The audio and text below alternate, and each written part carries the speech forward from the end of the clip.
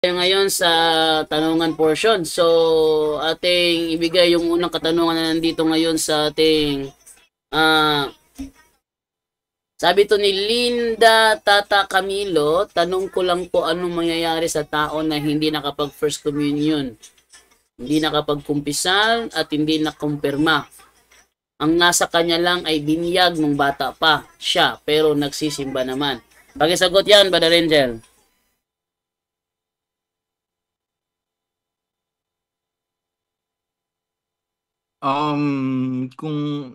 Kung alam niya, no, kung actually, CCC 843, with yung no fault on their own, walang ano yon, no, halimbawa hindi naman niya alam, but ang nagtataka naman ako, um, bakit nakakapagsimba na siya, tapos nakakapag-communion siya, bakit hindi niya alam yung kumpil?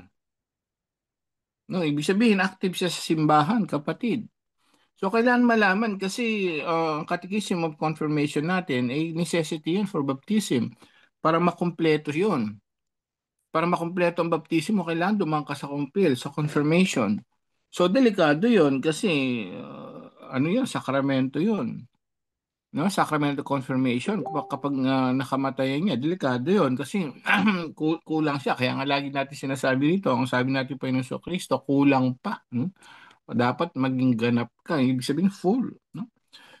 Kabuuan. Kaya nga the fullness of salvation is in the Catholic Church. Hindi pwede yung Bible study lang, hindi pwede yung pray-pray ka lang. Kailangan nandun yung pagsamba mo at yun, yung sa banal na Eucharistia ng ating Panginoon sa Kristo. So, yung confirmation na yun, biblically, inano ni, nasa biblical yan, instituted by Jesus Christ din. Kaya hininga ko kayo ng banal na Espiritu. So, mahalaga po 'yon sa kaligtasan ng tao. Anong mangyayari? Siguro mas maganda dahil hindi niya alam. So ipaalam mo rin na mahalaga ang mahalaga po ang kumpil sa isang tao at kung alam mo na ganyan, isabihin niyo na lang po, no? Kasi if lalo na kung kabisado niyo na, kilala niyo naman siya, 417 ng Santiago, malinaw yon ang nakakaalam ng kabutihan, ngunit hindi ginagawa, ito yung nagkakasala. So, kung alam niyo po yun, mahalaga yun sa kaligtasan, sabihin niyo na lang po sa kanya, no? Para at least malaman niya, baka hindi pa niya alam yung aral ng simbahan. Bro Jando. Okay, thank you sa iyo, Brother Angel. At meron pang ibang tanong naman dito. Ito ay from Recolectados. Sabi niya, Bro JD, ano po nangyari sa soul ng mga namatay na tao before pa dumating si Jesus? And is it true po ba na the teaching of purgatory has been lately incorporated with the Catholic teaching? Pakisagot yan muna, Brother Junre. Yes, yes, Brother Jando. Wait lang ha. Ano yun bro? Ayun bro? Sabi niya dito is, ano pong nangyari sa soul ng mga namatay na tao before pa dumating si Jesus? And Mm. is it true po ba na the teaching of purgatory has been lately incorporated with the Catholic teaching? Okay, so ano ang nangyari sa mga kaluluwa ng mga tao before namatay si Panginoong Kristo at ang purgatory is incorporated? Okay, no? So incorporated with the teaching of the Catholic Church. I think the term is not appropriate, bro, no? Hindi sinabi ng simbahan yan na incorporated ang purgatory. Ang dogma of purgatory is defined by the church, hindi incorporated. Parang negosyo naman yan. Incorporated kasi parang negosyo eh. No? Hindi tama yung term na ginagamit. Sino yun bro nagtanong bro? Si Recolectados. Recolectados bro, recolectados, hindi tama yung term na incorporated na I don't know kung may nabasang ganyan pero as far as I know, ang dogma of purgatory is defined, hindi po incorporated. Defined po, ang ibig sabihin ng defined is pinagtibay. Hindi po siya ginawa. Kasi may narinig ako, si Rian Puentes, sabi ni Rian Puentes, defined by the church. Tapos tinignan niya ang term na defined sa diksyonaryo. Defined daw is establish or parang found, ginawa ng simbahan. But if babasahin mo ang document ng simbahan, defined means, defined ng simbahan means pinagtibay. Ano bang ibig sabihin ng pinagtibay? Yan ay aral na nireveal na ng Diyos yan, pero hindi klaro yung revelation, no? By means of parables like in Zechariah 3:39, no? Basahin nga natin Baridyando ang Zechariah 39 Baridyando. Sa 39? Oo. Hindi So, ko po. sa Old Testament pa lang Hindi pala ako nakapaglabas ng Bible. Ikaw na. Sige, dito na lang sa akin, bro. Sa Old Testament pa lang mayroon ng pahiwatig baga, no? Ang Diyos about sa isang apoy na pagdadalisay. Basahin natin na ang Zechariah 13 verse 9, no? Ito yung dinefine ng simbahan, ano tong uri ng apoy na ito. Ito ating mababasa. Oy, wala rin ako palang Bible pa nakaprepare. Wait lang. Ayan. So ito. At aking dadalhin ng ikatlong bahagi sa apoy. So mayroong apoy na binabanggit dito.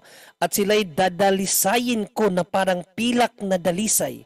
At sila'y susubukin ko na parang pagsubok sa ginto. Sila'y magsisitawag sa aking pangalan. Akin silang didinggin. Aking sasabihin siya'y bayan ko at kanilang sasabihin ang Panginoon ay aking Diyos. So ito yung mga pahayag sa Bible, bro, na hindi malinaw, no?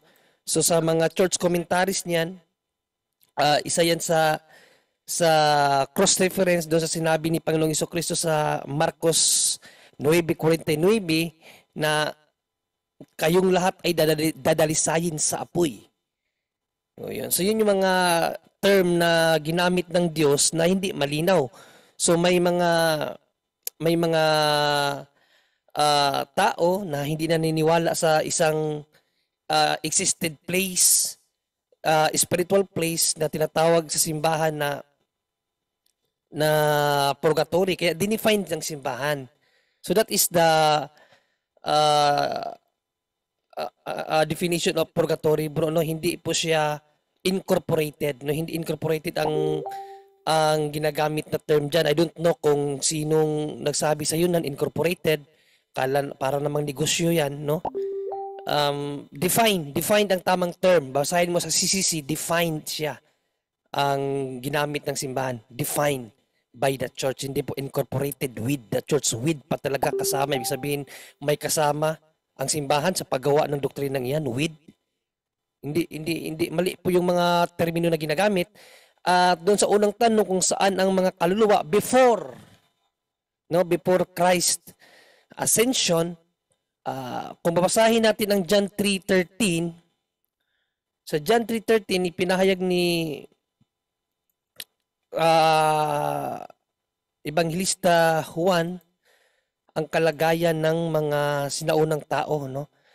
Before the ascension of Christ. So ito ang ating mababasa. At walang umakyat sa langit, kundi ang nanggaling sa langit, sa makatuwid bagay ang anak ng tao na nasa langit. So bago pa pala umakyat si Panginoong Jesucristo, yung mga kaluluwa ng mga namatay sa Old Testament ay hindi pa yun nakaakyat sa langit. Wala pa sila sa langit. That's why merong tinatawag na Abraham's bosom. Abraham's bosom in Luke 16, no? Luke 16 sa King James Version natin ito babasahin. Umpisahan natin sa 16:17 siguro. Or 22 na lang siguro agad, 20. Yan, sa King James Version natin basahin. May tinatawag na Abraham's bosom, kapatid, na napaparaunan ng mayaman at si Lazaro. So ito ating mababasa. And there was a certain beggar, ito yung si Lazaro, named Lazarus, which was laid at his gate full of sores, and desiring to be fed with the crumbs which fell from the rich man's table. Moreover, the dogs came and licked his sores. And it came to pass that the beggar died. So namatay yung pulubi and was carried by the angels into Abraham's bosom. So may tinatawag na Abraham's bosom. Nung namatay ang beggar, the beggar died, was carried by an angels into Abraham's bosom. So accordingly sa church teaching and commentaries of the church, tawag dito, yung mga theologians natin, Abraham's bosom is a paradise on earth. Paraiso din siya, para siyang langit. No? Para siyang langit. Babasahin ko na lang dito sa Catholic Bible Dictionary para talagang maano natin to. Catholic Bible Dictionary, what is Abraham's bosom? So according dito, ito ay isang spiritual place, no? A heaven on earth. Langit siya, paradise siya, pero hindi pa siya yung pinakalangit talaga, no? Also paradise, but minus the vision of God. Basahin ko na lang ang Abraham's bosom. Ano ba ang Abraham's bosom? Wait lang ha. Hindi ko pa kasi ito nalagay sa para may pakita diyan. So basahin ko na lang ng ayan, ito. Oh, hindi in pa pala ito. AB. Ayun. Abraham's bosom is a resting place for the righteous dead, separated from the sufferings of the unrighteous dead. In Jesus' time, it was usual for diners to recline on couches at table. Normally, guests lean on their left elbows and use the right arm to eat or drink. By such an arrangement, the head of one diner was said to the rest in the bosom of the other, and a place of honor was recognized for the guest who rested in the bosom of the host of the feast. So, ang Abraham's bosom pala ay inililarawan siya sa isang para ba siyang mga kumakain sa isang mesa, tapos may andun yung sa sentro yung pinakaano, yung halimbawa yung Panginoon, at sa mga gilid niya yung mga panauhin. So yung malapit sa Panginoon, yung sa bagay yun yung tinatawag na Abraham's bosom, nasa piling na ng Diyos ba? Pero hindi pa talaga yun yung ang lugar ng Panginoon. Malapit na siya sa Panginoon. So yun ang parang Abraham's bosom na inilalarawan. Sabi dito, thus to be an Abraham's bosom was to be honored after death. The fathers of the church understood Abraham's bosom to be the abode, tirahan, of the righteous dead of Old Testament times. So yung mga namatay na matuwid nung Old Testament, ito yung pinaroroonan nila, Abraham's bosom. Before they were granted the beatific vision, bago nila makita ang Diyos, after the death of Jesus, so Abraham's bosom was an old covenant, type of the heaven siya, langit pa rin, of the new covenant. Langit pa rin siya, sabi ko nga, langit siya minus the vision of God. So, ang tanong kung nasaan yung mga kaluluwa, so ang kaluluwa ng mga banal na tao nung panahon ng mga Old Testament people before Christ's ascension. Yes, bro. Take over muna ba, John Ray? Sige, kung bro. walang question sa comment mo, mayroon akong sinend sa BB Face ng mga katanungan. Okay, pero okay. kung may question dyan, sagutin mo muna ang question mo. Sige, tuloy lang ba, John Ray? Kasi Okay, di ba dito, nagre-reklamo na. Sige, bro. So again, bro, ang mga taong namatay sa Old Testament na matutuwid andoon sa Abraham's bosom. Again, basahin natin ang Luke 16:22, no? And it came to pass that the beggar died and was carried by the angels into Abraham's bosom. So yung mga matutuwid, tulad ng beggar, dinala sa Abraham's bosom, no? Again, ang Abraham's bosom is part or a kind of heaven, paradise, minus the vision of God. How about yung mga taong hindi matuwid? So, idirekta natin ang pagbasa. The rich man also died and was buried. Namatay din yung mayaman at inilibing. And in hell, he lifted up his eyes. So, napunta siya saan? Sa hell. He lifted up his eyes, being in torments. No? So, tormented siya doon. and set Abraham afar off and Lazarus in his bosom. Ayan, so yan ang pinaroroonan ng mga matuwid na hindi karapat-dapat na mapunta sa Abraham's bosom nung unang panahon. Pero dito kung uunawain natin, itong hell na ito is not hindi siya yung hell na tapunan ng mga demonyo. Bakit? Makikita mo dito na being in torment siya, sa hell siya, pagtingin na hilip tapis size, being in torment, torment nga siya, pero set Abraham afar of and Lazarus in his bosom. So nakita pa niya yung lugar ni Father Abraham. So meron po siyang tinatawag na beatific vision. No, nakikita pa niya yung mga banal nasa Abraham's bosom. Kasi sa impyerno kasi wala na dong beatific vision, wala ka nang makitang kahit ano. Kasi ang kaluluwa mo doon is tormented forever na wala nang awa ang ma-feel doon. Pero dito makikita mo na mayroon pa siyang awa. Bagkus kung babasahin pa natin ito patuloy, humihingi pa siya ng panalangin. No, humihingi pa siya ng panalangin. Sana ipabalik mo si Lazaro sa lupa. Ano mo yung kanyang kamay sa tubig para kahit paano mainitan itong aking dila dahil sa sobrang init. No, humingi pa siya ng panalangin pero hindi siya pinagbigyan. Kasi ang mga kaluluwa sa purgatory cannot pray for themselves, no? Dahil hindi siya pinagbigyan, humingi pa siya ng isa pang panalangin na papuntahin mo na lang si Lazaro sa mga pamilya ko, sabihin na magbago sila. Ayan, so ibig sabihin, may communication pa siya sa mga banal, makakahingi pa siya ng panalangin.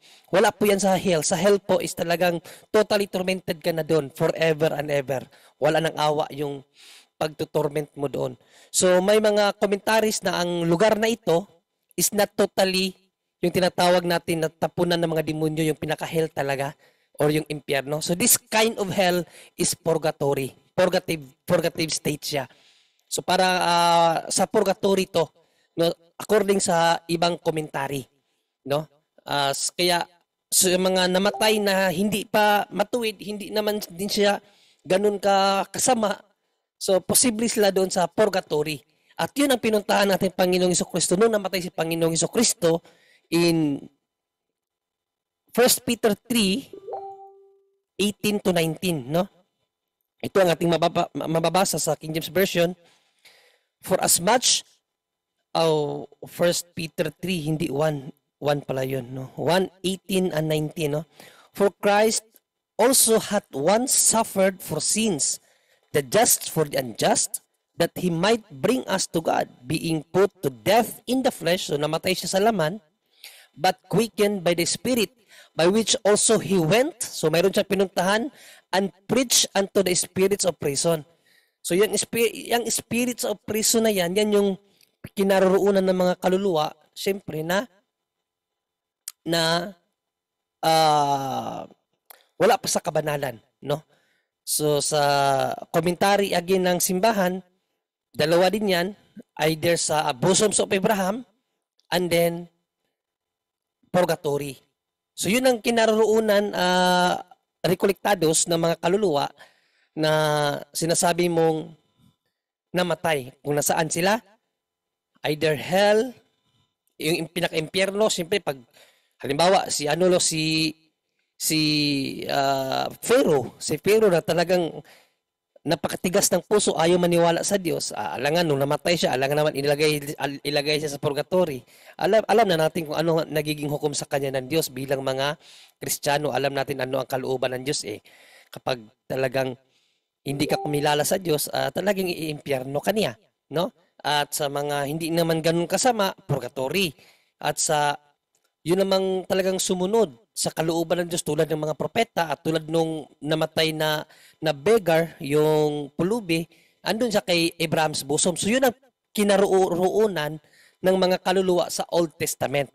Pero sa tanong mo bro about sa purgatory, kung ito ba ay incorporated with the church, no, hindi tama yung term. Hindi pa ako nakabasa ng document sa simbahan na ang ginamit is incorporated. So kung Meron kang nabasa siguro, hindi ko pa nabasa yun, mali ako. Pero as far as I concerned about the teaching of the church or the dogma about purgatory, ang ginagamit ng simbahan na term dyan is defined. Meaning ng defined, pinagtibay. Pinagtibay ng simbahan. Aral na yan, no? Ang akala kasi ng iba, kasi define, so parang ginawa ng simbahan. Hindi po. Aral na yan sa Bible, inaral, alam na ng Diyos yan, dinefine lang ng simbahan, pinagtibay ng simbahan na yan talaga ang revelasyon ng Diyos sa mga kaluluwa or paruroonan ng kaluluwa na namatay na wala sa kabanalan, pero hindi naman sila pwede sa impyerno kasi hindi naman sila masasama. So, yung term na purgatory, dinefine lang ng simbahan yun, bro, no? Pero again, hindi incorporated. Wala pa akong nabasa na incorporated ang ginamit ng simbahan dyan. So sana na unawaan mo rekolektados. Bro John Ray, ibig sabihin po ba niyan lahat ng namatay, even mga prophets like Isaiah, Ezekiel, lalo na po si Enoch na sinabi sa Genesis na inakyat sa langit? Well, dito mo i-apply kapatid ang general rule, no? Sa lahat ng bagay, ina-aplika ang general rule. General rule teaches that in every general rule, it's also accept exemption. So, generally, wala pa talagang nakaakyat sa langit. Lahat yan, lahat. But, dahil merong exemption, si Enoch at si Elijah, sila ang exempted sa general rule. Okay? So, lahat ng tao na namatay nung Old Testament, wala pang nakaakyat sa langit, except kay Enoch at Elijah. Kasi nababasa naman sa Bible na si Enoch dinala sa langit. Halimbawa, Hebrews 5:6. Sinabi kasi sa Hebrews 5:6 na dinala talaga si Enoch sa langit. Talaga naman tutulan natin ang banal na kasulatan, dinala talaga siya eh. Hebrews 11:5, babasahin ko sa ang salita ng Diyos. Talagang dinala si Enoch sa langit, no? So ito ang ating mababasa. Dahil sa pananampalataya, hindi namatay si Enoch, kundi dinala siya sa langit. So napakalinaw dito na dinala si Enoch sa langit. No? Si Enoch, dinala sa langit. Ayan. Hindi na siya nakita pa dahil dinala siya ng Diyos. Ayon sa kasulatan, dinala siya dahil nalugod ang Diyos sa buhay niya. So may mga exempted sa general rule. Ang general rule, wala pang nakaakyat sa langit. John 3:13. That is general rule. Wala pang sino man na nakaakyat sa langit maliban sa bumaba. Ibig sabihin natin Panginoong Kristo. Okay? So yan ang general rule. Wala pang nakaakyat sa langit. But in every general rule, it's also accept exemption. No, there is an exemption. At ang exempted doon si Enoch at Elijah kasi mababasa mo sa Bible, dinala talaga sila ng Diyos sa langit. Kapatid na rekolektados. And then, may iba pa pang tanong dito. Ilang beses na ba sinagot ang mga, hindi yan. Lang po sa pagsasagot sa mga argumento niya kasi ay hindi. Wait lang ha. May nakita kong tanong dito kaganina, pero sino nga ba yun? Good evening, Brother John Day. Ito kay Ver Official. Bro, good PM, yung Lazaro ba na pangalan sa Ebanghelyo na may kasama mayaman, hindi ba nag-exist yun? Bakit may San Lazaro? Brother Angel, yung Lazaro na binabanggit sa Luke 16, tunay ba na Lazaro yun? At bakit merong tinatawag na San Lazaro, Brother Angel? Yun yata yung inaano mo, no? Natanong na yata dati yung bang Lazaro na binuhay ni Jesus at saka yung Lazaro na dun sa parable ni Jesus ay pareho. Hindi po pareho yun, no? Yun po yung mga yun po yung mga sinasabi natin Panginoon Kristo yung mangyayari, no, sa tao. During that time kasi wala pa nga, no? Hindi pa bukas ang langit during that time. So Abraham bosoms pa lang. So yun ang sinabi natin pa sa Kristo ng kahinat na ng mga tao. But hindi yun ay pag sinabing Lazaro doon yung pulubi, yun yung pangkalahatan, yung mga hindi gumagawa ng masama, no? Kahit anong mangyari, kahit ikaw ay nahihirapan, huwag kang gumawa ng masama at yun ang mamayaman para sa lahat ng mga tao na ayaw tumulong sa mga mahihirap. So, yung San Lazaro, I'm not sure if that's Lazarus yung ba yung si Lazaro Bro John Ray, yung ba yung Lazaro na pulubi kasi that's just a parable. Ang Yes, most likely, yes, baka yung Lazaro yung kapatid ni na Martha at Maria. Ang dalawang Lazaro ang binabanggit sa Bible, no? Yung Lazaro na binasa natin kaganina, yun yung parables. Parables na ginamit ni Panginoong Jesucristo sa isang lugar, so si Lazaro at yung mayaman. Pero mayroong Lazaro sa Bible na yun ang isa sa mga santo, no? Sa John 11:38, no? Na muling binuhay ni Panginoong Jesucristo, yun ang tunay na Lazaro, no? John 11:38. Si Jesus nga sa muling pagkalagim sa kanyang sarili ay napaparoon sa libingan. Yaon ngay isang yungib at mayroong isang batong nakatakip sa ibabaw roon. Sinabi ni Jesus, alisin ninyo ang bato. Si Marta na kapatid niyaong namatay ay nagsabi sa kanya, Panginoon, sa ngayon ay nabubulok na ang bangkay sapagkat may 4 na araw na siyang namatay. Sinabi sa kanya ni Jesus, di baga sinabi ko sa iyo na kung ikaw ay sasampalataya, ay makikita mo ang kaluwalhatian ng Diyos. Kaya't inalis nila ang bato at itiningin ni Jesus sa itaas ang kanyang mga mata at sinabi, Ama, nagpapasalamat ako sa iyo na ako'y iyong dininig at nalalaman ko na ako'y lagi mong dinirinig. Ngunit ito'y sinabi ko dahil sa karamihang nasa palibot upang sila'y magsisampalataya na ikaw ang nagsugo sa akin. At nang masabi niya ang gayon ay sumigaw siya ng malakas sa tinig, Lazaro, lumabas ka! Siya na patay ay lumabas, na natatalian ang mga kamay at ang mga paa ng mga kayong panglibing at ang kaniyang mukha ay nangabalot ng isang panyo. Sinabi sa kanila ni Jesus, siya'y inyong kalagan at bayaan ninyo siyang yumaon. So ito yung Lazaro na sinasabi mo, sino nagtanong nito? So yung nagtanong no, ito yung Lazaro na sinasabi mong San Lazaro, no? Na yan ay pinsan po yan ni Panginoong Jesucristo sa tunay na buhay. Pinsan po niya yan, no? Si kapatid ni Martha. Lazaro din ang pangalan. Pero yung Lazaro na binabasa natin kaganina na namatay, parables lang po yun ni Panginoong Jesucristo. Pero yung parables na yun is nagtuturo ng katotohanan na mayroong isang lugar na paroroonan ng mga taong namatay, kapatid. At hanap pa tayo dito ng tanong. Si Recolectado, sabi ni Recolectado, sa profession of the faith, sinabi, Jesus descended to hell. Sa mismong hell po ba yon o doon po sa lugar kung nasan yung mayaman o Abraham's bosom or mismong hell? Bro Wendell?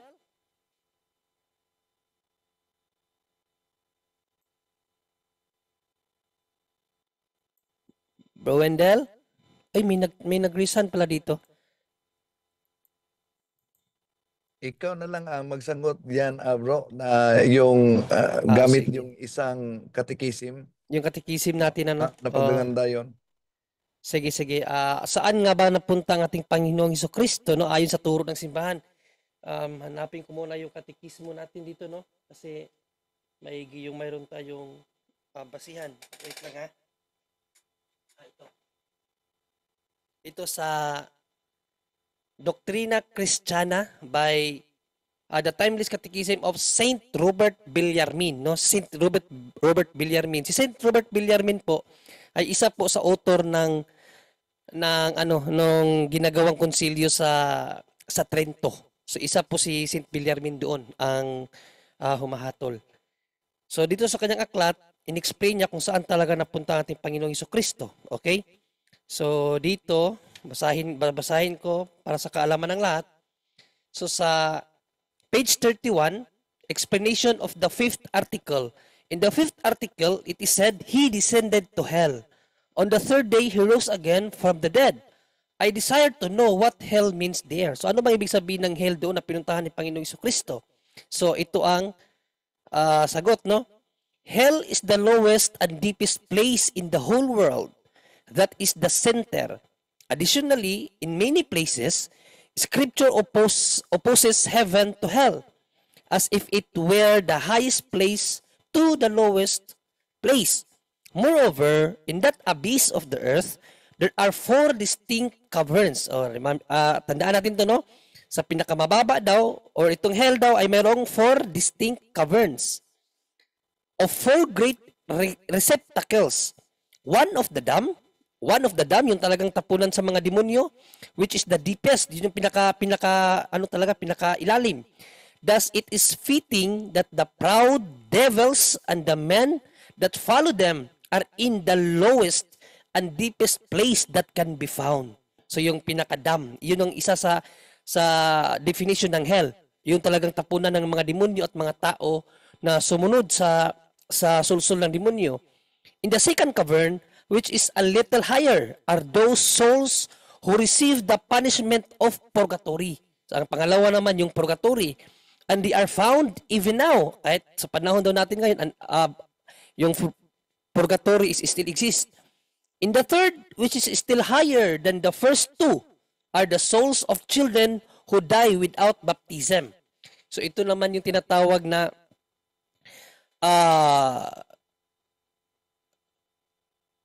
yung sa lugar ng mga bata na namatay na hindi nabinyagan, kasi sa First Vatican Council, sa panahon ni Pope Benedict XVI, inalis na to, hindi na aral ng simbahan to, pero sa First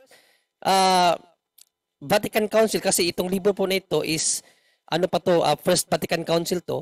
So, sa First Vatican Council kasi meron tayo yung aral about the yung infant, ano ba yung term nun, Brother Angel? Sa Latin, ano nga ba yung Latin nung bosom of Abraham? Limbo of the infants, no? Limbo of the infants. So merong aral lang simbahan about limbo of the infants. Ang limbo of the infants, based sa turo ng simbahan sa First Vatican Council, is pinaroroonan ng mga batang namatay na hindi nabinyagan. So yun yung sa turo ng simbahan sa First Vatican Council. So isa yun sa hell, definition ng hell. And then dito, these are not tormented by the eternal fire. So hindi sila tinotorment ng eternal fire. Yung infant, limbos of the infant, no? Walang apoy doon. Parang paradise din yon, minus the vision of God. But only the punishment of loss, ayan, no? Punishment of loss lang yung hindi nila makita ang Diyos. That is, they undergo the loss of the beatific vision. Hindi nila makita ang Diyos, beatific vision. In the fourth, which is higher than the other 3, there live the souls of the patriarchs, prophets, and other holy men that had died before the coming of Christ. So, anong lugar to? Even if their souls had no need of purgation, so hindi na sila idadalisay kasi matutuwid na sila, nevertheless, they could not enter into glory until Christ had unsealed the gates of eternal life by His death, no? Hanggat hindi mabuksan ni Panginoong Jesucristo ang mga kalangitan para makapasok sila, naghihintay ang mga taong ito. So anong lugar to? This is why, as long as they were compelled to stay in the place which is called the limbo of the fathers or the bosom of Abraham. So isa sa hell is yung bosom of Abraham, which they lived in so far as they were away from punishment. They could rest in joyful quiet, waiting for the coming of the Lord with great jubilation. And thus, in the gospel, we read, the soul of Lazarus, the poor man, was carried to rest in the bosom of Abraham, where he seemed to be the rich man, where he seemed to the rich man to be in sumptuous feast. The latter, ang pinakahuli, burning in the eternal flame, lifted his eyes and saw Lazarus was in a far higher place, surrounded by great joy and consolation, perceiving the fruit of his suffering. So, there is no doubt that he descended to the limbo of the Father. So wala nang pagdadalawang isip na ang Panginoong Jesucristo talaga nung namatay siya, ang pinuntahan niya talaga, yung descended into hell, ay limbo of the fathers daw. No, limbo of the fathers, no doubt daw. But, and he rendered them, bless on the spot, and lead them to the kingdom of heaven. So dinala na niya yung mga taong banal doon sa langit, no? And then likewise, in no other places of hell also, he offered himself to be seen. So, sa Panginoong Jesucristo, matapos niyang dalhin yung mga kaluluwa ng mga banal doon sa langit, He offered himself also to be seen. So saan lugar niya in-offer ang kanyang sarili na makita? By terrifying the demons by his victorious triumph. So pumunta siya sa pinaka-impyerno, dismaying the dumb, no? Dismaying the dumb. Dinismaya niya yung mga napunta pa doon, no? Dinismaya niya as the supreme judge bilang isang mataas na hukom. But the souls of purgatory, so pumunta rin siya sa purgatorio by consoling as the advocate and liberator. So kinukonsol niya, kinocomfort niya, no? Console meaning comfort, as the advocate, no? Bilang manlalaban nila, bilang tagapagligtas, liberator. For Christ so descended to hell as he entered as king to the prison, that he would visit the miserable and show favor to each one. So, accordingly, ayon sa katekismo natin na ito, yung descended to the dead, meaning, ang pinuntahan pala ni Panginoong Jesucristo doon, pumunta siya sa purgatory, pumunta siya sa bosoms of Abraham, and then pumunta rin siya sa pinaka-hell, sa impyerno talaga.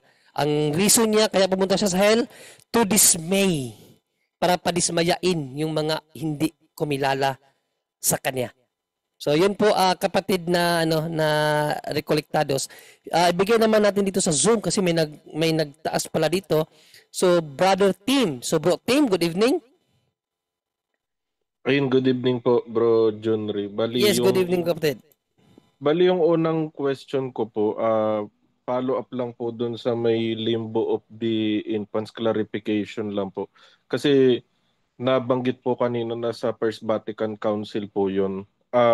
Clarification lang po. No? Ibig po ba sabihin, kinorek po ba yun ni Pope Benedict yung naging lathala po ng First Vatican Council na kumbaga may insufficiency po doon, kaya niya po ba yun kinorek? Yes, as by Pope Benedict XVI, kapatid, insufficient talaga. Kasi para maging de fide, no? Tandaan kasi natin ang mga dogmas ng simbahan, yung mga aral na hindi pwedeng palitan, tinawag yun na de fide. Like purgatory. Okay? So ang purgatory is de fide dogma. All doctrines are dogmas, but not all dogmas are de fide. Yan ang aral ng simbahan. Lahat ng doktrina is aral, pero may mga aral na hindi talaga siya de fide. Na hindi dogmatic kung sabaga. No? So itong limbo of the infants, aral siya ng simbahan pero hindi siya de fide. Bakit hindi de fide? Wala siyang divine revelation. Wala siyang divine revelation. Ang limbo infants due to theological opinion. Theological opinion lang siya ng mga church fathers. Bakit may opinion? Kasi in John 3:5, sabi ng Panginoong Jesucristo, maliban ang tao ipanganak sa tubig at espiritu, hindi siya makakapasok sa langit at hindi siya makakakita sa kaharian ng langit. So ang mga tao pala na hindi mabinyagan, hindi makakakita sa langit. Hindi nga makakakita sa langit at hindi makakapasok sa langit. Okay? So, general kasi ang statement ng Panginoong Jesucristo eh. Ang statement niya, maliban ang tao. Ang bata kasi tao yan, bro. 'Di ba? Ang bata tao yan. Napaka general ng statement ng Diyos. Maliban ang tao mabinyagan, hindi makapasok at hindi rin siya makakita sa kaharian ng langit. So doon nag-umpisa ang speculation ng mga church fathers. Kung hindi pala pwede makapasok ang mga bata na binyagan o hindi na binyagan, saan sila ilalagay? Hindi naman sila pwede sa impyerno kasi wala naman silang malalaking kasalanan. Ang impyerno is tapunan ng malalaking kasalanan yon. So saan sila ilalagay ng Diyos? Hindi rin sila pwede sa langit. Hindi rin sila pwede sa purgatory. Kasi pang personal sin yon. Yung mga lugar na yan, pang personal sin. Yung purgatory and impyerno, personal sin ang ilalagay doon. Ang bata na namatay, anong personal sin niya? Wala pa naman siyang personal sin. Ang tanging kasalanan lang ng batang namatay is original sin. Diba? So, hanggang sa umabot sa panahon ni Pope Francis, walang divine revelation na mayroong lugar na tinatawag na limbo of the infant. Okay? So, kaya sa statement ni Pope Benedict XVI, yung lugar na yan is inalis na niya. Bakit? Isa din kasi sa reason ang sinabi ng Panginoong Jesucristo. In Matthew 18, 1 to 3, unawain natin itong maigi. In Matthew 18, 1 to 3, basahin natin to. Ano ang sinabi ng Panginoong Jesucristo dito? Matthew 18, 1 to 3. Ito ang sinabi natin Panginoong Jesucristo, mga kapatid. No? Nang oras na yaon ay nagsilapit ang mga alagad kay Jesus na nangagsasabi, sino nga baga ang pinakadakila sa kaharian ng langit? No? So ito yung tanong ng mga alagad. Sino nga baga ang pinakadakila sa kaharian ng langit? At pinalapit niya sa kaniya ang isang maliit na bata. Oh, grabe no. Bata agad ang kinuha ni Panginoong Jesucristo para malaman ng lahat. At inilagay sa gitna nila. Bata ang kinuha niyang example. Ang mga bata pala ang pinakadakila, no? At sinabi, katotohanang sinasabi ko sa inyo, malibang kayo'y magsipanumbalik at maging tulad sa maliliit na bata, sa anumang paraan ay hindi kayo makakapasok sa kaharian ng langit. Nakuha mo? Bro, Opo, bro. nakuha mo ang sinabi ng Panginoong Jesucristo, maliban tayong malalaki, maliban na tayo ay maging katulad ng mga bata, hindi tayo makakapasok sa langit. So therefore, ang mga bata, mayroon na silang access to heaven, kapatid. Opo. Nakuha mo? Pero sa aral ng simbahan, siyempre hindi naman tayo certain, kasi tao lang tayo. Sa aral ng simbahan, ang mga bata na namatay na hindi nabinyagan, ay ipinapasa Diyos sa awa ng Diyos. Hindi sinabi ng simbahan na sila ay automatic nang nasa langit. Yung mga hindi nabinyagan kasi ang certain lang na aral natin, yung mga nabinyagan na mga bata na namatay, siguradong langit yon. Pero yung mga hindi nabinyagan, kaya nga sa CCC natin, anong CCC yun, Brother Angel? Basahin natin. 1621, Brother Angel? Or wait lang. Ano yun? Yung hindi, Yung hindi 2116 nabinyagan? yata. 2116, no? Or Tingnan mo, 16, straight 1621. 1621. 1621, oh. Para mabasa nating lahat, no, ano ang pinakaturo ng simbahan sa mga batang 1261, namatay. bro. At 1261. 1261, okay, 1261. 1261, okay? Para sigurado tayo sa ating mga pinagsasabi dito, no? So tingnan natin ang pinaka-teaching ng simbahan kung saan napupunta ang mga bata na hindi nabinyagan. Okay, so ito ang ating mababasa, kapatid. Ayan, so ang nakasabi dito, as regards children who have died without baptism, so hindi nabinyagan, the church can only entrust them. Ipinagkatiwala na lang ng simbahan to the mercy of God as she does in her funeral rites for them. Okay, so yan ang pinaka-teaching ng simbahan, ha? Hindi sinabi ng simbahan na yung mga batang namatay na hindi bininyagan ay siguradong langit. Hindi sinabi ng simbahan yan. Entrust. Siyempre, ang simbahan, tao lang. Hindi naman hukom ang simbahan. So kaya nga ang sabi lang ng simbahan, entrust them to the mercy of God. Pero sa mga bata na namatay, na nabinyagan, langit na yun, sigurado yun. No? Pero again, basahin natin ang pahayag ng Panginoong Jesucristo, Matthew 18:1-3, maliban ang mga taong malalaki ay hindi maging katulad ng mga bata, hindi makakapasok sa langit. So therefore, may possibility na ang mga bata, possibility hindi ko sinabing assurance, possibility na yung mga bata na namatay na hindi nabinyagan, posible nasa langit din. Kapatid? Opo.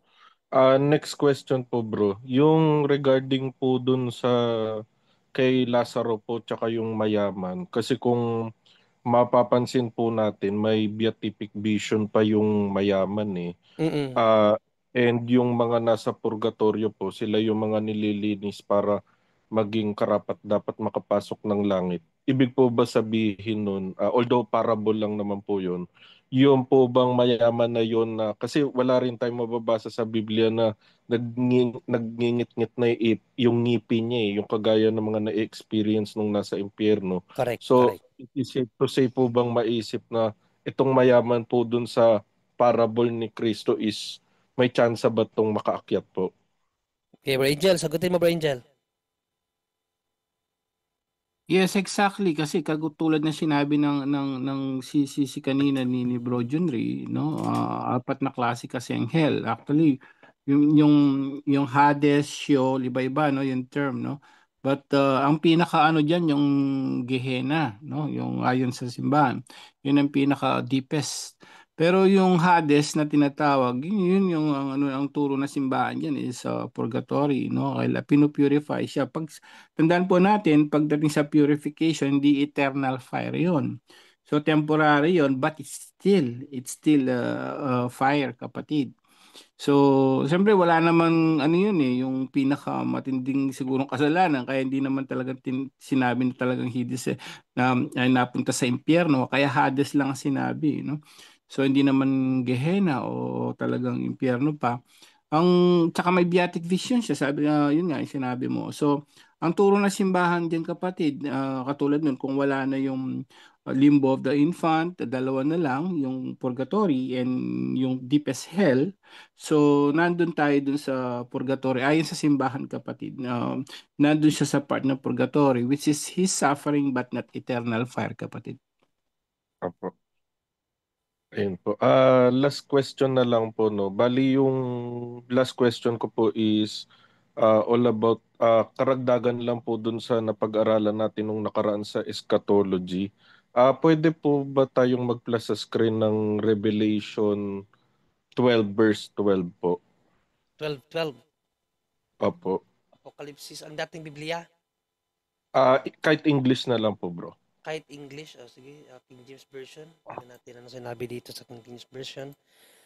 Therefore rejoice, ye heavens, and ye that dwell in them. Woe to the inhabitants of the earth and of the sea, for the devil is come down unto you, having great wrath, because he knoweth that he hath but a short time. Ang tanong mo dyan, bro?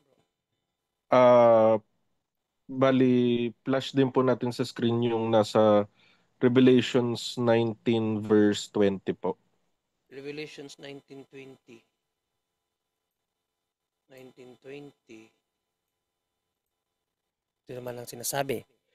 And the beast was taken, and with them the false prophet that wrought miracles before him, with which he deceived them that had received the mark of the beast, and them that worship his image. These both were cast alive into a lake of fire burning with brimstone. So kung mapapansin po natin, doon po sa 12:12 ng Revelation, nabanggit po doon na limitado na lang yung oras ng demonyo. Tapos doon po sa 19:20, nabanggit po doon na itinapon po sa dagat-dagatang apoy yung beast saka po yung false prophet. Tapos doon po sa kung ipo-forward po natin sa Revelations 20 verse 10, yung demonyo naman yung itinapon. Then, kung i-forward po natin sa Revelations 20 verse 14 to 15, yung mga wicked po yung mga wicked naman yung itinapon sa dagat-dagatang apoy. Bali, ang tanong ko po, bro, is doon po kasi po may, kung mapapansin po natin, parang may ano po siya yung may sequence po na kung saan short na lang yung oras ng demonyo, tapos inuna mo nang itapon yung beast at yung false prophet, tapos yung sumunod yung demonyo, tapos lastly yung mga hindi naging ganap sa Diyos. Ang tanong ko po, bro, bali, ibig po ba sabihin nung nakasulat po sa Revelations 20 verse 14 to 15, wala pa pong tao sa demonyo ngayon dahil yung demonyo po nasa lupa pa ngayon kasi siya po yung na bago po yung tao. Okay. Hindi. Kasi kung babalikan mo itong 20, ang verse 20, kung babalikan mo sa 4, pinalaya 4 to 6. Babasahin natin sa 4 to 6. Okay. Umpisahan natin sa 4 to 6 itong 20.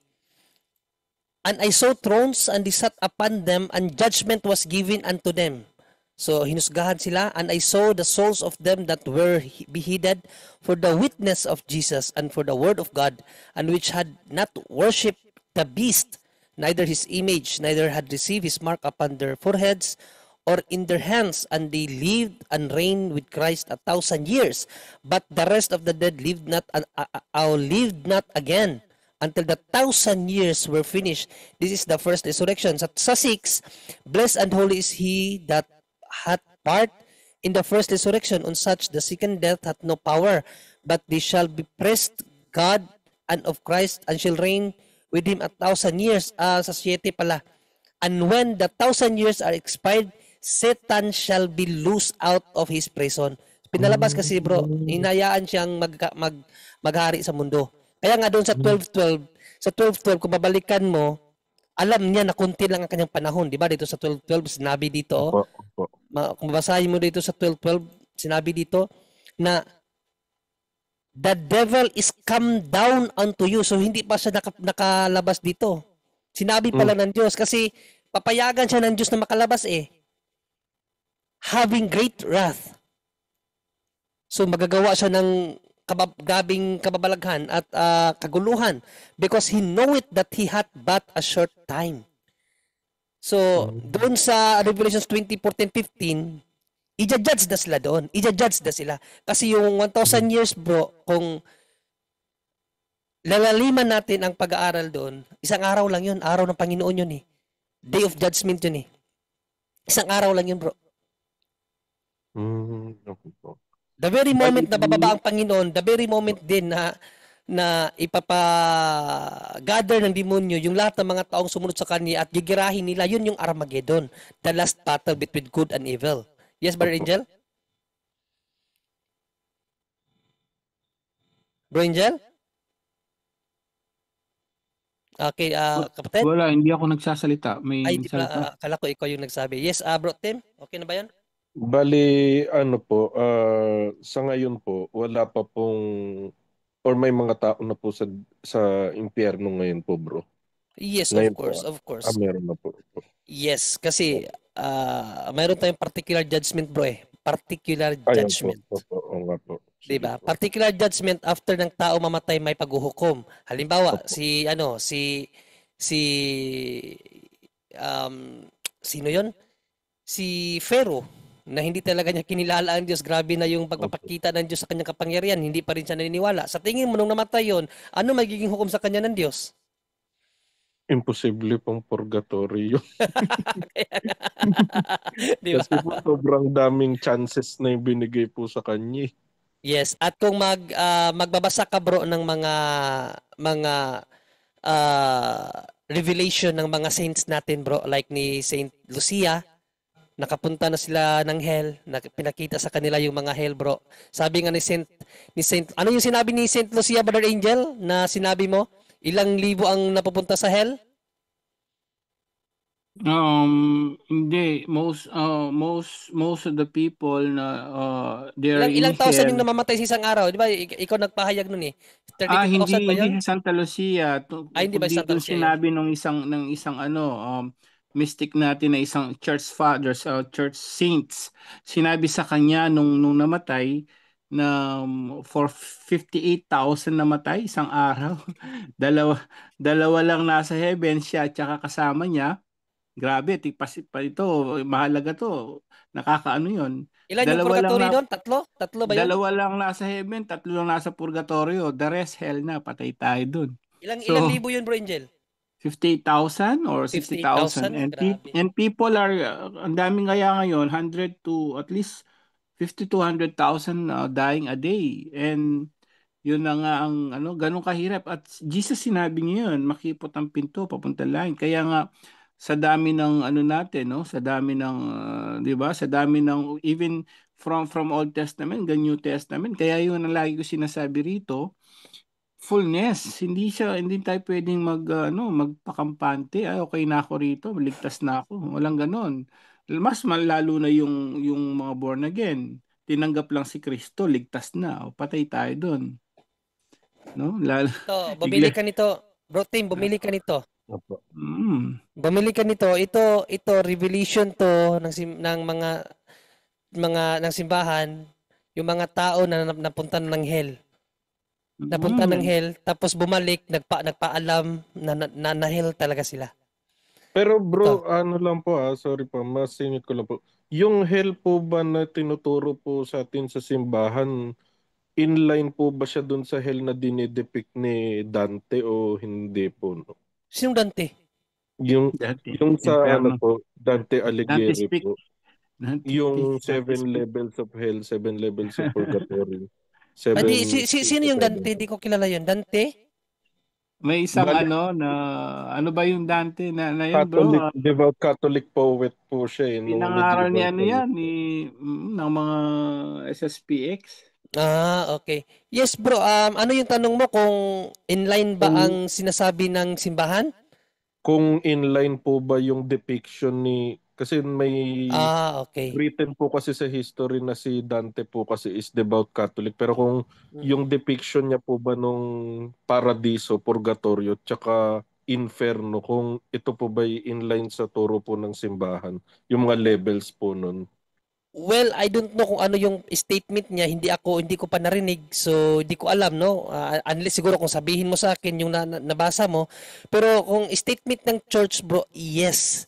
Statement ng church about sa hell, no? According sa Bible kasi, dito sa Revelation 2:7, he that hath an ear, no? Sino mang may tenga, let him hear what the Spirit saith unto the churches. Sa sinasabi ng mga simbahan. Kasi yun talaga ang nagpapahayag ng kalooban ng Diyos po ang simbahan. So kung ano man ang sinabi ng simbahan regarding sa hell, regarding heaven, regarding purgatory, or whatever dogmas na ibinigay ng simbahan, makinig talaga tayo sa simbahan, bro. Opo, bro. Salamat Pero po. Clear doon po. kay Dante, hindi ko alam kung ano sinasabi ng Dante rin. Hindi ko nga kilala yan. Hindi ko pa Opo. na-research yan si Dante, bro. Sorry. Opo, okay lang po. Mm. Thank you po, Bro Junri, Bro Ni Angel. Maraming Dante salamat po sa lahat. Alighieri's Inferno. Yan, no? Tama ba yan yung sinasabi mo? Yes po, Bro Angel. Opo. Dante May 7 Alighieri's yun. levels of hell po siyang May sinasabi. 7 level of hell daw siya, but 7? hindi siya Hindi po siya canonical, church bro. father. Hindi siya church father, kapatid. So, Nahihirapan. Wala isang pang payag simpleng ng lang simbahan. siya. Baka na na lang ngayon, na vision lang naman ngayon. So, ang Mm-mm. turo ng simbahan ay Mm. malinaw, no? Yun nga, yung 4 kanina at ngayon 3 na nga lang, no? So, yung purgatory, pag sinabing hell, at least purgatory. Yung Abraham Bosoms, wala na yun, no? So, Yung boso mo, yung Abraham, wala na kasi wala na yun. dinala So, na sa langit. purgatory and Tapos hell na lang yung talaga dun. limbo of the infants talaga ang wala na. Hmm. Limbo of the infants at yung boso mo, Abraham, wala na yun. Sino ba tong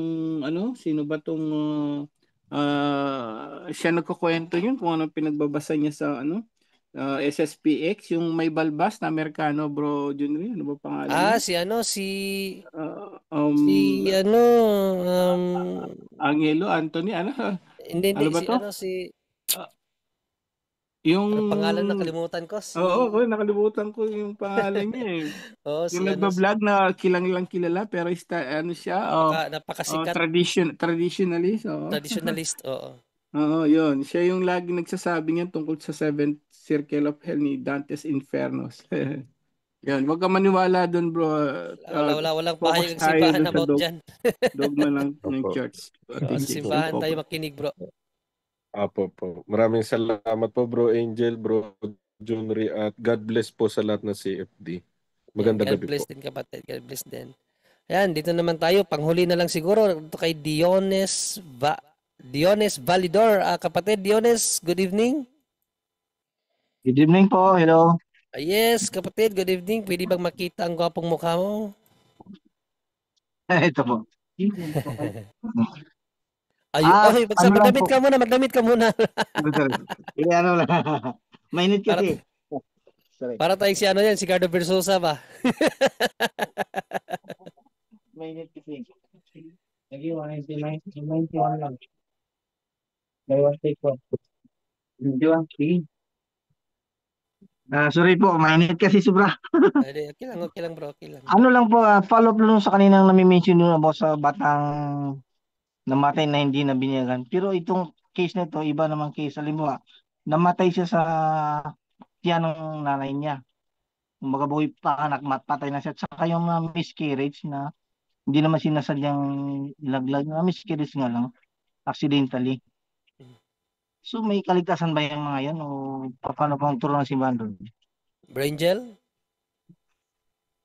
Yun na nga po, sa Catechism 1261, no, those who are died, yun, yung mga na miscarriage, yung mga pina-abort, without baptism, lahat po yon. So we entrust them to God. Yung kung kaligtasan na sinasabi, hindi pwede walang sinasabi ang simbahan kasi. Pag walang sinabing simbahan, o lahat ng namatay na bata o na miscarriage o pina-abort ay nasa langit. Walang ganun na ano sa atin, no? Walang turong dogmang ganun. So mahirap magsabi doon. Basta ang turo ng simbahan, yun nga, no? Ang turo ng simbahan dyan, we entrust them with to the God mercy, kapatid. 1261 of Catechism of the Catholic Church. Hindi natin, hindi pwede, hindi inusugan ng ano yan, kasi base doon sa sinabi natin pa sa Kristo, unless a man be born with water and spirit, dapat mabinyagan ng ano para makaparating sa langit. Eh, yung mga yun, hindi nabinyagan eh. Hindi naman sila pwede, yun nga, hindi pwede naman maimpyerno dahil ano yan. Pero tandaan po natin ha, yung lahat ng nakikinig baka kala nila hindi pa tao yun. As long as ano no, ang turo ng simbahan, as long as na ano na yung nagmeet na, no? Yung egg cell at sperm cell ng bata, conception niya. As long as nag-concept na yun, nagdugtong na yon, even hours o ano, may kaluluwa na daw yun. So kasabi ng mga iba't ibang gobyerno sa atin, pwedeng i-abort yan, hindi pa tao yan, mali. Ang turo ng simbahan, may kaluluwa na yan kahit yung mismo yes, pagka-concept, yung mismo pag-meet ng egg cell at sperm cell na lalaki, may soul na yon, kapatid. So tao na yon. Ngayon, na miscarriage na ano, yung tanong niya is heaven or hell naman. And that's, we entrust to the mercy of God, kapatid. Okay. Sige, salamat. Saka ito na lang, last lang para mabilis. Pwede paki-explain po yung ano, yung sa magandang balita Biblia sa Matthew 10 verse 34 kasi hindi ko lalong maunawaan po yun. Matthew 10:34. Basahin natin. Magandang balita Biblia. Magandang balita Biblia. Matthew 10:34. 34. Magandang balita Biblia. Okay, so ito ang ating mababasa. Huwag ninyong isiping na parito ako upang magdala ng kapayapaan sa lupa, na parito ako upang magdala ng tabak, hindi kapayapaan. Yan, si Brother Wendell, pasagutin natin ito. Bro Wendell, ano daw ang ibig sabihin nito, Brother Wendell?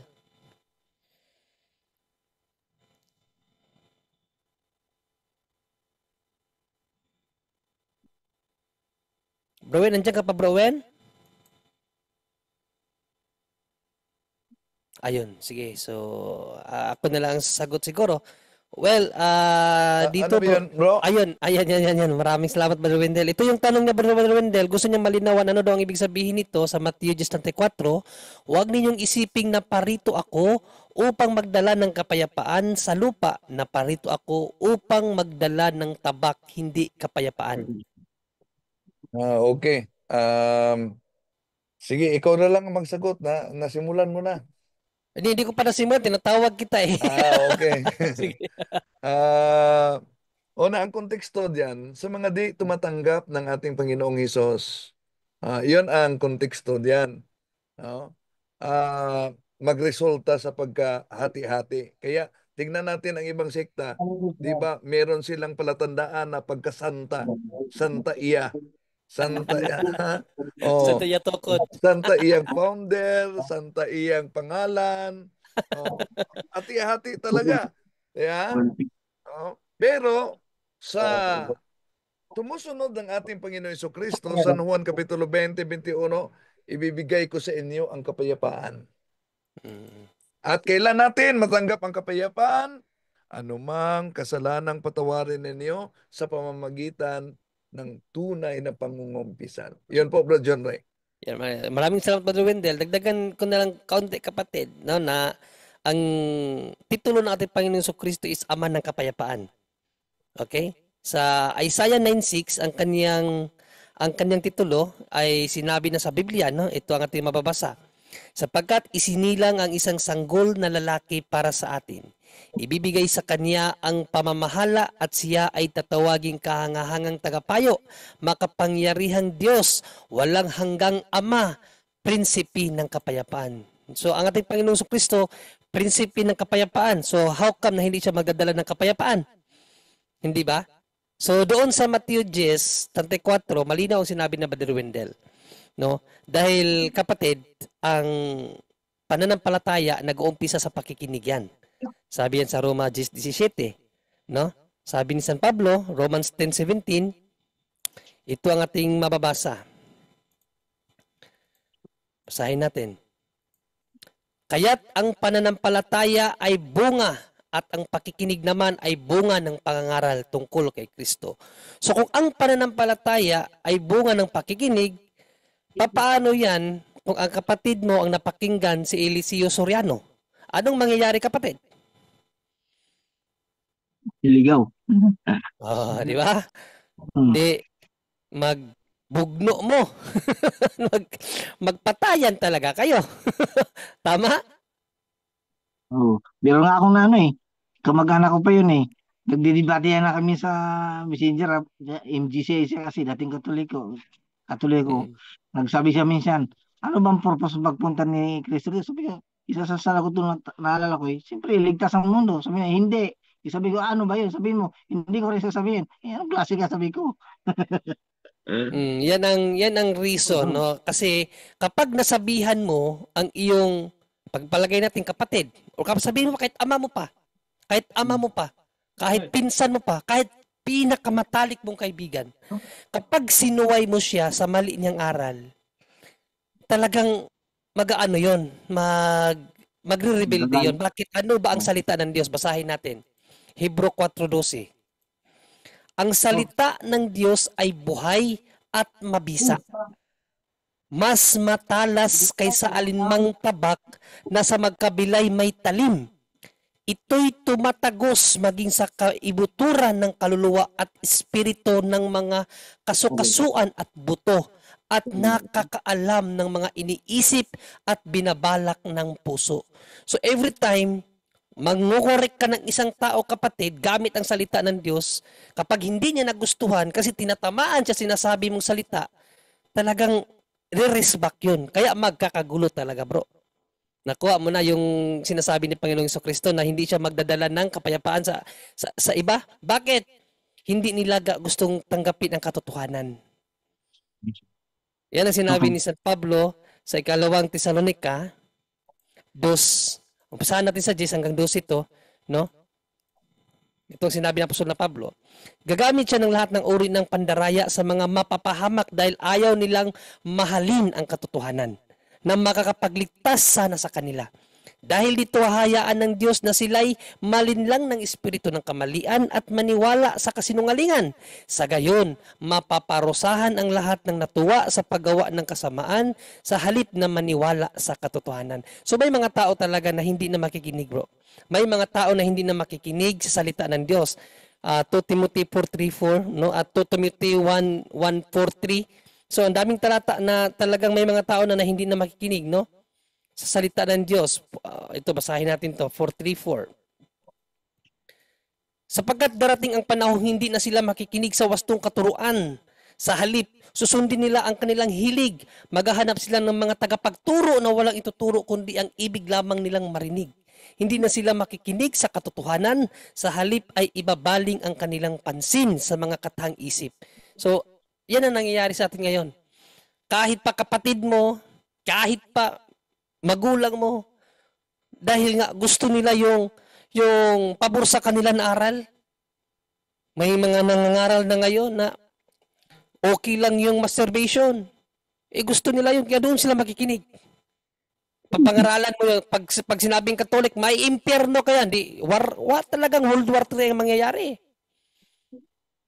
So yun ang ibig sabihin sa Matthew 10:34, bro, na magdadala siya ng kaguluhan sa pamilya. Kasi yung isa, ibang aral ang napakinggan, ikaw nag-i-stick ka sa aral ng Katoliko, nang sinaway mo siya sa kanyang maling aral, ayun na, World War III talaga ang mangyayari, bro. Totoo yan. Naniwala naman ako. At may kasabihan nga, Bro Jones, may kasabihan nga no na when you tell the truth, sabi nga, when you tell the truth, you will have a lot of, and you will make an enemy. To So, correct, tama. Oo. totoo yun. Kapag ka kahit sa Katoliko naman, kapwa Katoliko, ako nga yung mga, sabi ko nga sa inyo, yung mga kamag-anak ko, yung mga, lalo yung mga pamangking ko, mga hindi kasal sa, mga hindi kasal sa pare, hindi sa kasal sa ano, pag sa group chat na ako, sasali na ako, takbuhan na sila eh. Mga pamangkin, alam na, no? Mga pinsan. Kasi alam nila, word of God ang sasabihin ko lagi eh. Takbuhan na sila. O, hindi naman sila galit na per se talaga, but natatakot silang makipag-ano sa akin, makipag-usap. Dahil lagi ko sinasabi, yung turo ng simbahan, turo ng ano. So, yun ang ibig sabihin niya, kapatid. When you tell the truth, you will make a lot of enemy talaga. Totoo yun. But sa atin naman mahirap yung 4:17 na Santiago. Kapag alam mong ang mabuti hindi mo ginagawa, nagkakasala ka, sin of omission. Kaya madalas pag nakipag-usap ako sa mga kamag-anak, sinasabi ko yung aral ng Diyos, aral ng simbahan. Kaya pag ako na mag-aano sa kanila, umiiwas na lalo yung mga pamangkin, yung mga bata. Alam na yung mga bata ngayon no? Makamundo, makaano. So hindi nila tatanggapin talaga yung salita ng ng Lalo na mga ano, katotohanan. Brother Angel, mga bata na Oo. mahilig sa computer na ngayon, ako, nagre-rebelde Yung na. mga kabataan lahat, hindi lang ng mga kabataan, kahit yung mga walang alam pa sa no, alam nila, nagsisimba naman sila, yung mga nominal ba, nahihirapan din sila.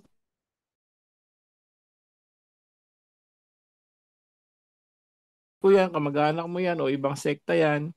And that's the meaning of that na yung truth kasi that's Jesus. So pag binigay mo si Jesus, sabi nga ng isang pare, when you preach Christ in a secular world, sabi niya gano'n, no, you will make a lot of enemy. Tama, hindi nila tatanggapin si Jesus. Yun ang sinasabi diyan kasi alam mo, malayo kasi yung utos ni Jesus sa kamunduhan.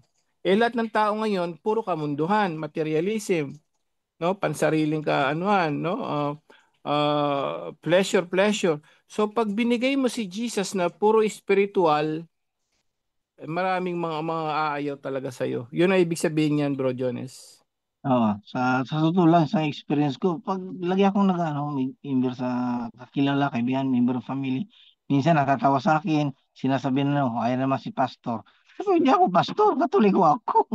Nagtutuloy ako isisira ako ng Yes, yun na mabuti nga para yun. sa Yun inyo, na yun. para sa inyo, hindi sa akin. Umpisa na yun ang patama. Hindi, matagal-tagal na rin yun. Pero sa akin lang, gusto ko lang makapag-share, di ba sabi, Mm. ipahayag nyo, ipalaganap ang mabuting balita. Sinasabuhay ko lang ba? Tama yung ginagawa mo, bro. Kasi Oo. gampanin talaga natin yan. Make it Gusto ko sure rin lang na makatulong. tama yung pinipreach natin. Yan lang ang siguraduhin natin. Okay, salamat magandang gabi. God bless, bro. God bless. Bro Jimmy, Ayun. marami kang tanong dito. Islas mo bukas sagutin natin. May mga turo ka, may mga tanong ka sa channel mo. Magaganda yung Oh, mga tanong bro. Yung isa, paano daw kapag bumili siya ng nakaw na gamit, gano'n. Bukas na lang po maganda. lahat 'yon. Sige, sige, Magaganda yung sige. mga tanong.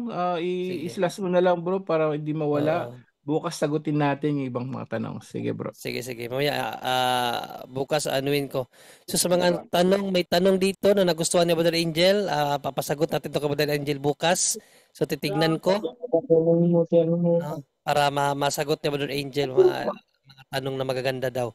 So ayan. Since, medyo naririnig pa si kapatid. Bro Jones, paki-mute. Minimute ko na yan. Bro Jando, andyan ka na, Bro Jando?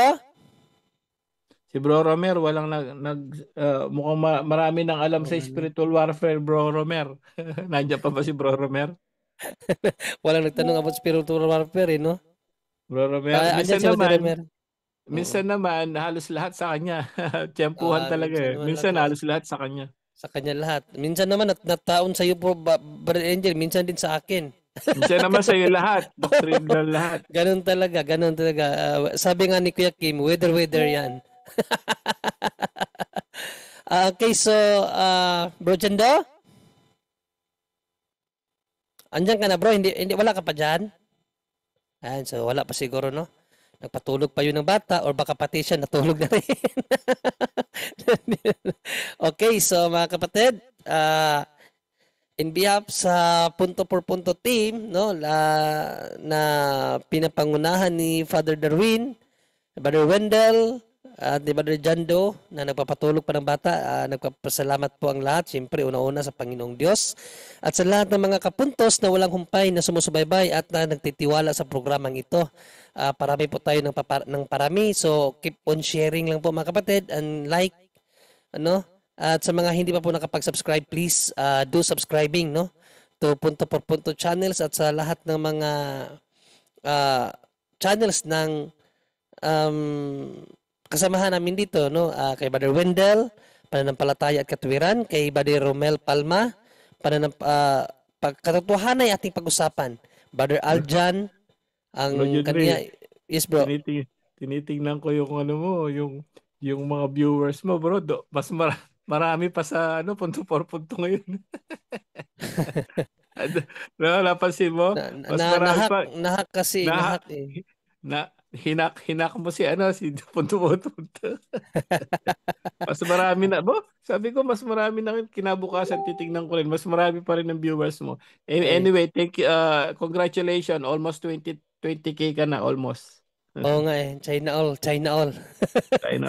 China all. Ayun no mga kapatid, no, at kay Aljan 721, Mr. 721 Catholic, kay Brother Den Soberio, Mr. Curious Catholic, kay Brother Angel, no? Healing Ministry with Brother Angel. And kay sino pa? Brother Tata, Pananampalataya, Katuwiran ating pag-uusap, Pananampalataya at Katuwiran. Kay Brother Kaburnok, yan kay Brother Kaburnok, Factbusters PH, kay Brother Jando, straight to the point. Straight to the point. Yours truly, kaabag sa simbahan po, no? Pwede nyo rin pong ibisitahin ang ating channel. At mamili po kayo ng mga, marami dyan, debate ni Jando. Go ahead, Brother Jando. Ano na kayo, bro? Naghuling pasalamat na kayo? Yung ano pa lang, yung pasalamat para sa punto por punto na pasalamat, individual wala pa. Okay. So, thank you po sa inyong lagi panonood ha. At kanina pala, natagalan ako kanina kasi pinasok ako sa isang GC group call. Nagtaka ako. Hindi, kanina pa yung before tayo nag-start. Yung kanina? Oh. Nagtaka ako kasi may turo sila. Teka, tingnan ko lang yung ano nila dito ha. Tanong nila kasi dito kasi is sa pagbalik daw ng Panginoon, ano sa ba yun? Teka, tingnan ko lang dito ha. Ito ba yun? Ang si Kristo daw darating sa lihim na paraan bilang anak ng tao. Actually, nai-record ko yun eh. Wait lang ha. Hinggan natin yun. Nai-record ko yung mga salaysay nila doon eh. Wait lang. Saan ko ba nalagay yun? Ito yata yun eh. Wait lang. Ni-record ko. Ito. Wait lang. Welcome to join here po mga Thursday po ang ating tamang sandaan. Ano ba dito yung palihim na paraan? Ito ba ay babalik siya sa katawang tao or sa... Ito. So, anuhin natin itong parte na ito ng kanilang talk kanina. Ito ba kasabi Yeah. Alam mo ba kung paano babalik yung Panginoong Hesus sa lihim na paraan? Ano ba dito yung palihim na paraan? Ito ba ay babalik siya sa katawang tao or sa espiritu na anyo? Kanina natanong ko ito pero may mga kapatid na, hindi pa rin nakuha yung tamang sagot. Ayan, siguro this time. Alam nyo, may sumagot ng A. Ano yung sagot ng A? Siya ay babalik sa sa bilang Diyos na nakasakay sa ulap, yun ang A. Yung B naman, hindi ko alam. Yung C naman, magbabalik siya sa bilang bagong anak ng tao. Magkakatawan tao siya. Ay, makukuha na natin mga kapatid. So, pero, ang tinanggap niyang sagot, yung letter C. Saan sa katawang tao daw? Ayan. Oo. Sa lihim. Ito ba yung pagbabalik niya sa katawang tao or sa espiritu na anyo? Brother Jan ay babalik sa katawang tao daw. Ayan. Okay.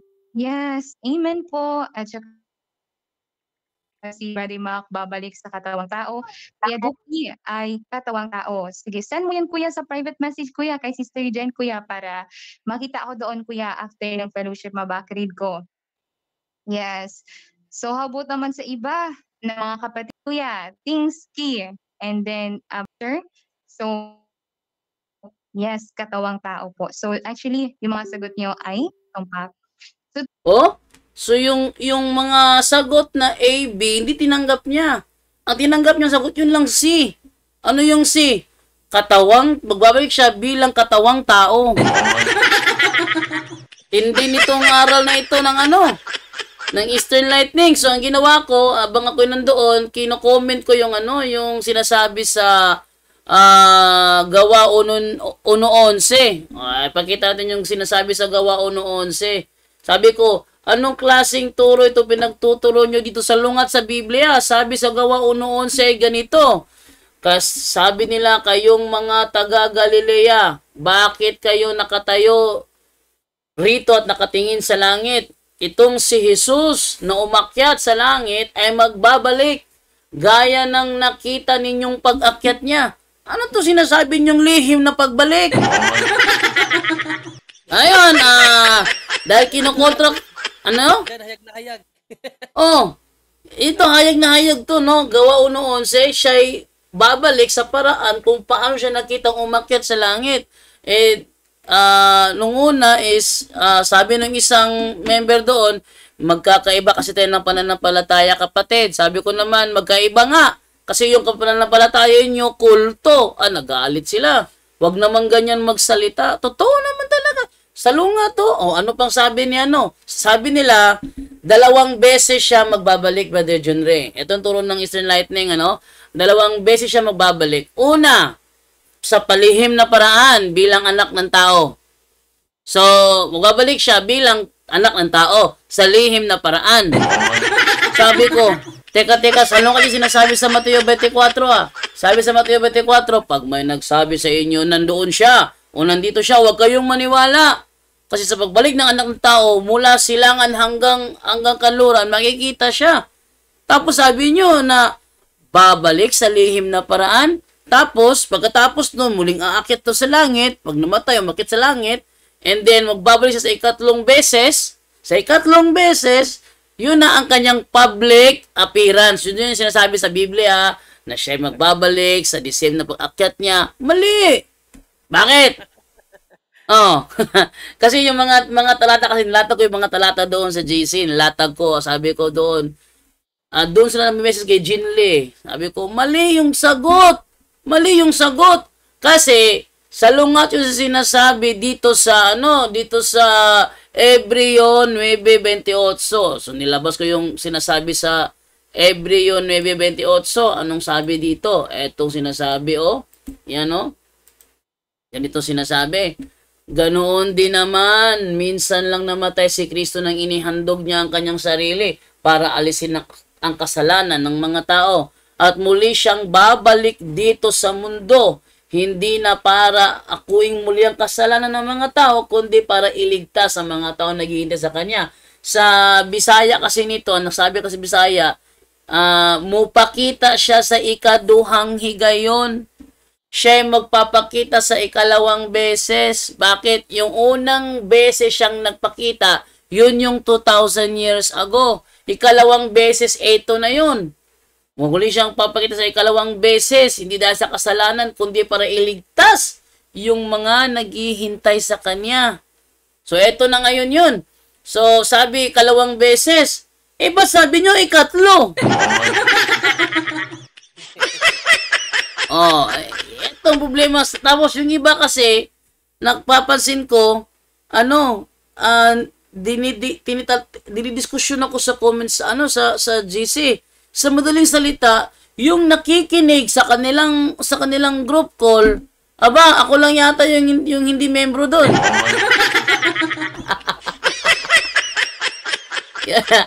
Ni-record ko at magandang talakayin natin to para mailantad yung kanilang mga maling turo.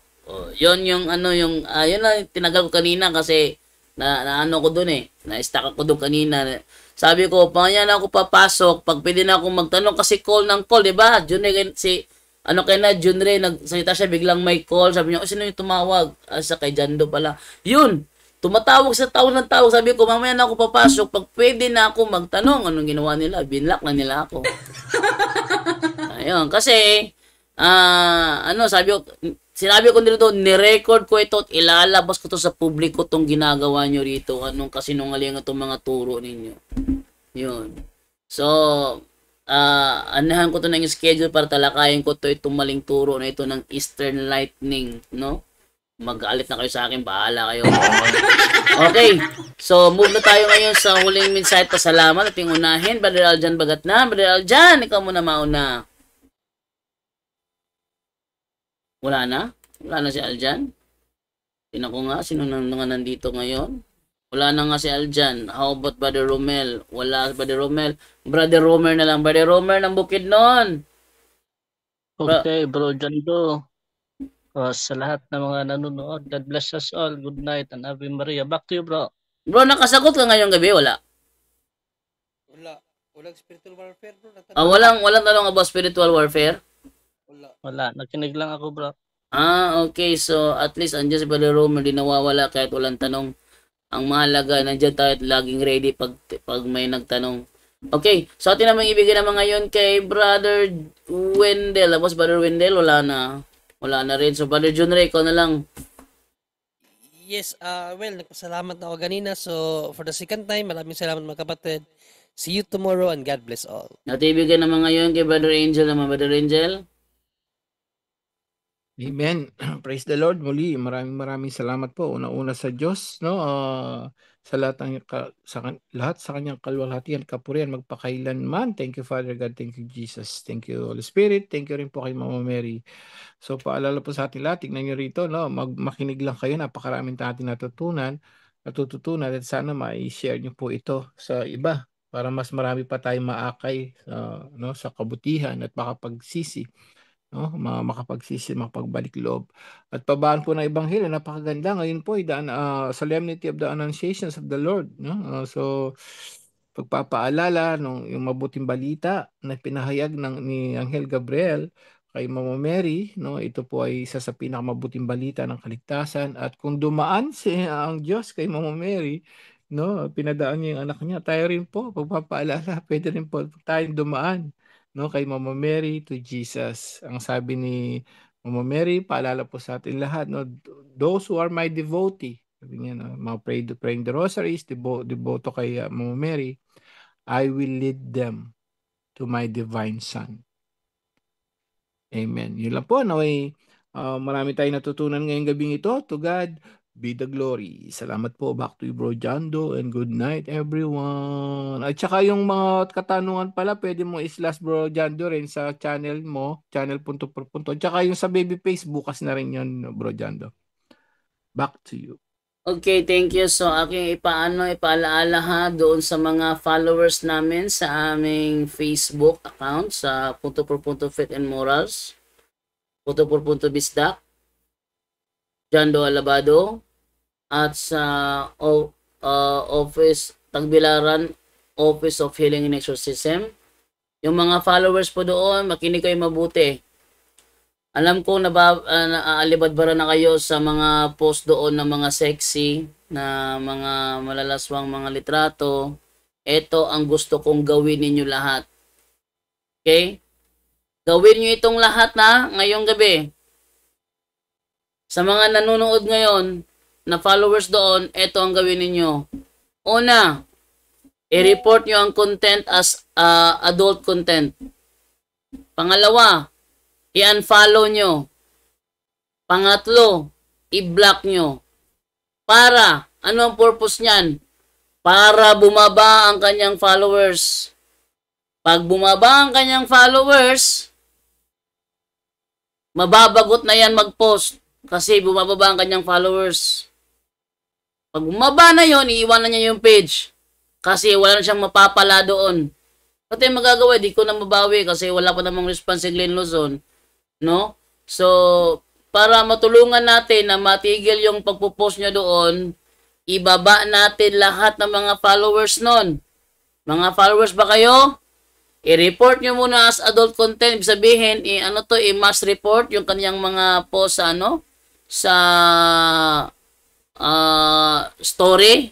Sinalibadbara na rin ako.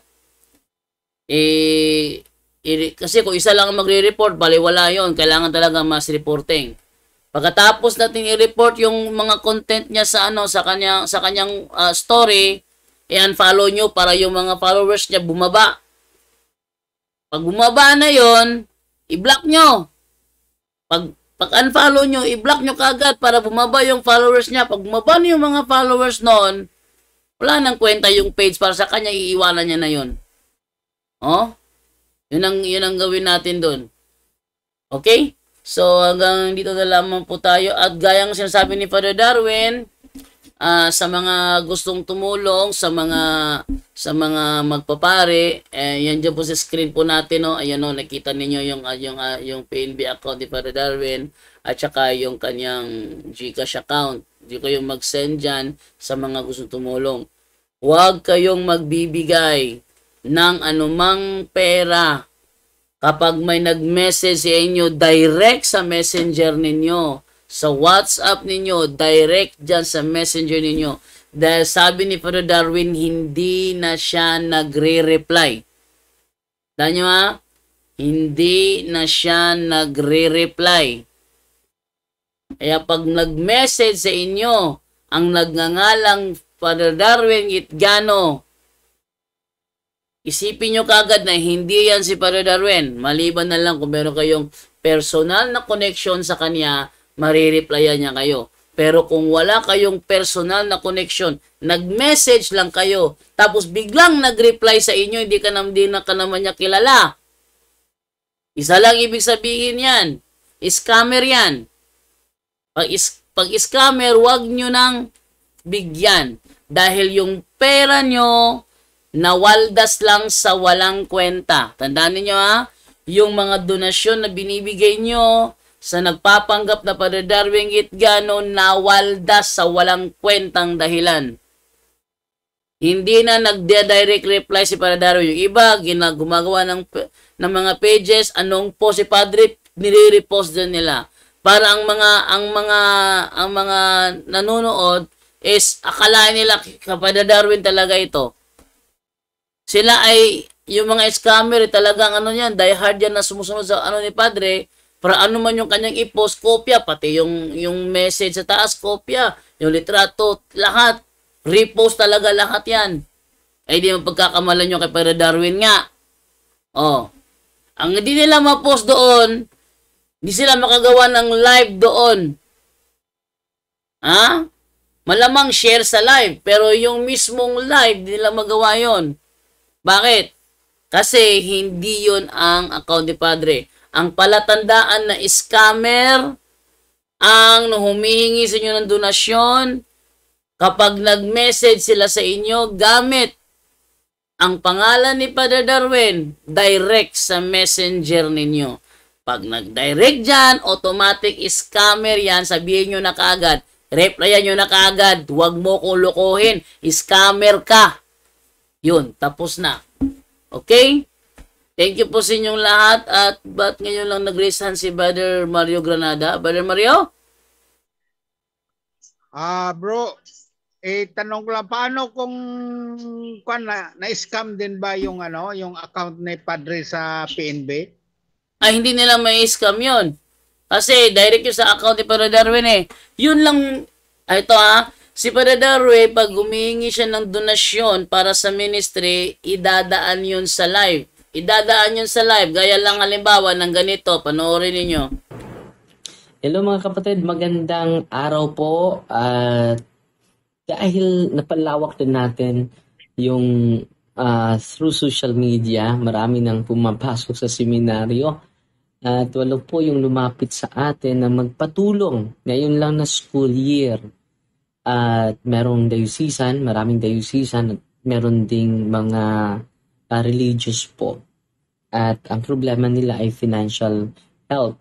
At sabi nila, Father, tulungan mo kami. At sabi ko sa kanila, pasok lang kayo doon. Dalhin nyo lang yung pangalan ko. At ang Diyos is a great provider. So meron tayong, sana matulungan natin sila. Meron kayong biyaya, pwede kayo mag-share any amount po para sa financial support ay magampanan natin at marami pa tayong matulungan na papasok sa seminaryo po. Meron tayong GCash at meron din tayong bank account sa ating Facebook page at sa YouTube channel natin. At yan po ay gamitin natin for evangelization po. Hindi po yan para sa sarili ko. Meron tayong sports evangelization, meron tayong mga market evangelizers, at meron silang maraming mga kinakailangan. At through sa inyong generosity, marami tayong maabot at marami tayong matutulungan. No? Fighty Maria, the Tax FD with a humble heart po. God bless. Ayan ha, kung napapansin niyo, yan, screenshot nyo yan. Dahil itong video na ito, pwede na itong kopyahin, i-redownload, i-edit para magmukhang ganito rin. Kapag may nagbago sa numero na nasa screen ninyo, ibig sabihin hindi yan kay Father Darwin. Pag may nagbago sa numero na nasa screen ninyo, humihingi ng donasyon, biniplay yung video na ganito, hindi yan kay Father Darwin. Okay? Para maging alerto tayo at matigil yung mga iskamero ng mga yan. No? Enjoy ako manood Kasi doon. natatakot ako baka ang PNB. Hindi naman pala na kuha ng PNB Hindi. dyan do eh. Hindi, madirect yan sa kanya. Okay, thank you, Brother Mario. Okay, good. Mabuti. Sayang eh. Sige, thank you. Okay, sige, thank you. Ayun. So, yun lang ang maano ko dun ha. Na wag kayong magpaloko ha. Daming mga scammer ginagamit ang pangalan ni Father Darwin para makalikom ng pera. Okay. So, salamat po sa inyong lahat. Time to say goodbye na po para sa gabing ito.